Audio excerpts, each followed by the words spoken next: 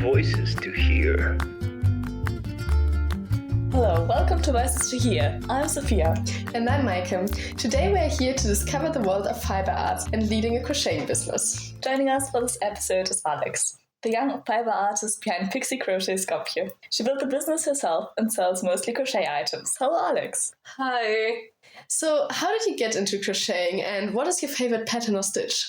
Okay, so I got into fiber arts for the first time when I was 13 years old, when my mother taught me how to knit as her mother had taught her. It was usually like small scarves or scraps. I didn't finish a lot of things, but it was my first kind of introduction to the idea that I could make my clothes with my own two hands. And it was such a beautiful discovery. On the other hand, in terms of crochet, I stopped knitting for a while after that, and it was about 2 years ago when I picked up knitting again.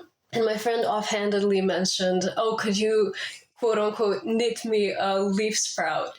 And I was like, yeah, sure, I'll look into it. And at this point, crochet had already made a boom on TikTok. You know, people were posting patterns, people were sharing between themselves. And I looked it up. It was a 10-minute tutorial. I was at it for 2 hours. I was just like struggling, doing everything that I could. And at the end of it, I had the ugliest little thing. And I was so proud of it. I made 2 of those, gave it to my friend. And immediately I felt so amazing. And then I started making these little flowers. And eventually I graduated to bralettes, which were very in that summer. Nothing could stop me at that point. As for my favorite pattern or stitch, I would say that it's the dragonfly stitch, and it's made up of double crochets and gaps in between them. So basically, if you know double crochets and chains, you're good. It's a pretty standard granny square. So it resonates with me a lot, and I find ways to place it into the things that I make. That is so nice. So you describe yourself as a fiber artist. What is your personal definition of a fiber artist, and in which way is crocheting an art form for you? My definition for a fiber artist is a person who creates art out of natural or synthetic fibers. So work with fabric, yarn. It may involve, but it's not limited to, of course, crocheting, knitting, knotting, macrame, embroidering, sewing, stitching, tapestry work, so on. It goes on forever, really.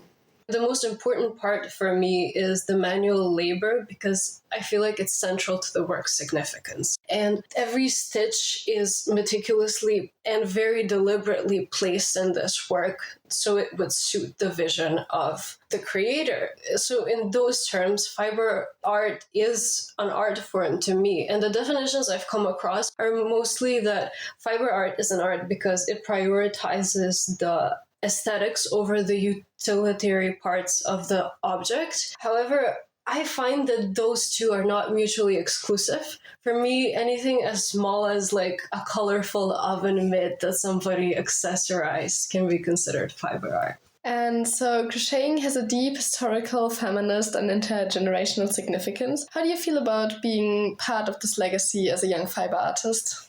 I come from a family, a line of women who are fiber artists, although I doubt back in the day they would actually call themselves that.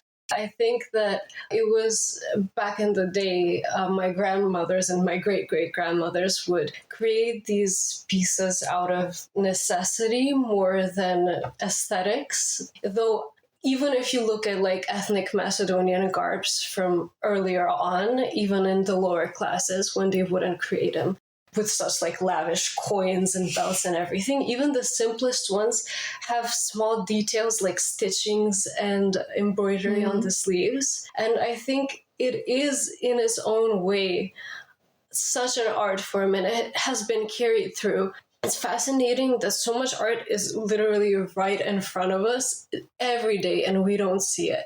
We might look past our grandmother's doilies and sweaters and vests and needlepoint work.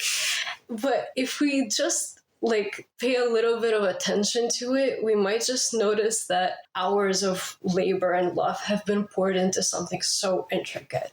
In that way, I think that I am paying an homage or like continuing my ancestors' ways by doing what I do. So why did you decide to turn crocheting into a business, and how has the journey been for you? It was a difficult call because I didn't want to turn my crocheting into a commodity, and I wanted it to keep the sentimental value that it had. Later, I did learn that those two didn't have to be mutually exclusive. It was something that a lot of my artist friends were doing. They were selling their art, but they were maintaining their authenticity and everything to do with the love they have for the craft.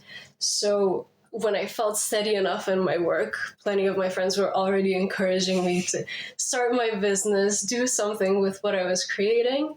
And I decided it was time to earn back some of what I was investing into the craft to further support myself through learning about it.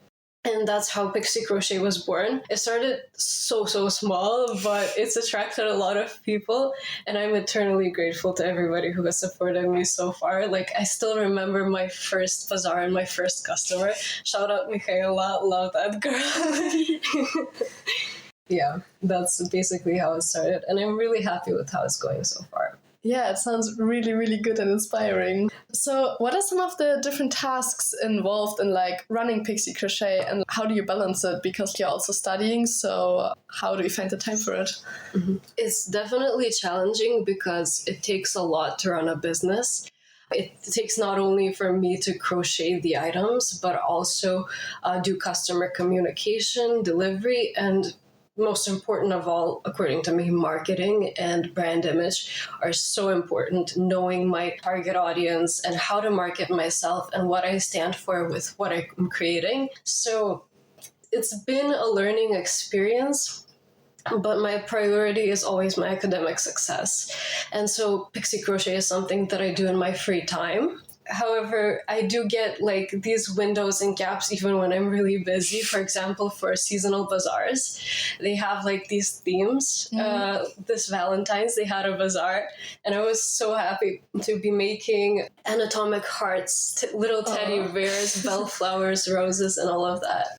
So yeah, it's at the end of the day, it's a one-woman job. It's not my only source of income. So my way of going about it is not putting too much pressure on myself and just having fun with it.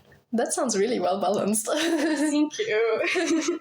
How do you see your crocheting business in the wider context of sustainability?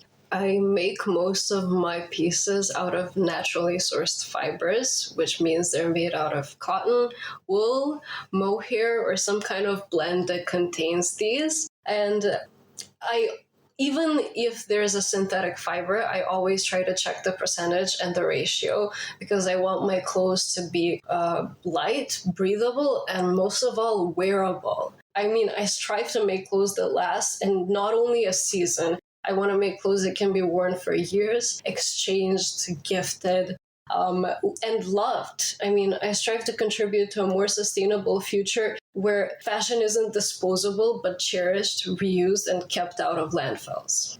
That's a really nice goal. And it's a very necessary goal, too. Definitely. I think with all this uprising of fast fashion, we all need more of that. Definitely. And it's a very useful life skill, teaching each other that. Are you also teaching fiber arts to a lot of people? Well, currently no, but I do intend on putting more into that in the future, especially with skill exchange. I think I'd like to meet up with other artists that do like different mediums and kind of teach each other that, and maybe hold workshops at some point. That would be amazing. So what impact do you think does crocheting have on society and especially your community? Well, as time has gone by, my work became about connecting and finding communities of people that I can do this with. And I feel like it's been like this for women for centuries. I love sharing my craft with other crochet enthusiasts, and I love creating little craft circles where we can talk about anything and everything and share our achievements. It's really one of my biggest support systems. Societally, I think it's so important to have safe and encouraging spaces, not only for creativity and companionship, but also for people to express themselves, share skills, and grow as artists. And I think this can bring up a sense of belonging and emotional support in a world that prioritizes productivity over passion. And it can help people just slow down, connect, and enjoy the process of making things. Yes, definitely. I think this is a lot what crocheting is about. Yeah, it has to be. Yes. You've already mentioned it shortly, but recently there has been a huge popularity boost in fiber arts, especially on social media. What do you think is driving this trend, and where do you see it going in the future? I think the rapid rise in popularity of the fiber arts, particularly on TikTok, in the current state of the world is no coincidence. We need clothes that are not falling apart as they're on our bodies, stitches loose, sewn in a weird way, which we know are not made in ethical conditions by workers that are being paid a livable wage. So that's just plain unrealistic, and by continuing to excessively shop from these massive clothing chains, which we have no say in because the clothes aren't made to last, so we have to go back. And doing this supports those practices. And that's why I'm devoting my time to extremely slow fashion that lasts and is authentic. I believe it's so punk rock to make your own clothes and teach others how to do it in a world of consumerist values. It is. So where do you see Pixie Crochet Skopje in the future? Do you have any exciting plans or dreams for it? Yes, so I briefly mentioned it, but I would like to create workshops and spaces where I can teach people to make their own clothes, cool trinkets, a space to express themselves and learn potentially a very useful life skill, and also find and connect with other fiber artists or artists of different mediums. I'm not really picky, I'm so curious, so that we can come together and exchange knowledge. And I think there's truly wonderful things we can do together. Not in the near future, but once I get my diploma, watch out. Yes. For someone who wants to start crocheting but doesn't know where to start, what advice would you give? I would say grab a hook. My first one was 4.5 millimeter, and grab a yarn. Any yarn your grandma's scraps will do, and just try it out. Your best bet is finding a cool, easy tutorial on YouTube of a project that you really want to make and learning all the skills that you need around it. Say you want to make a granny square bag, you're going to learn how to make granny squares, and that means learning the magic circle, learning double crochet, chains. Actually, wait, don't start with a granny square bag, or do. I'm not going to tell you how to live your life.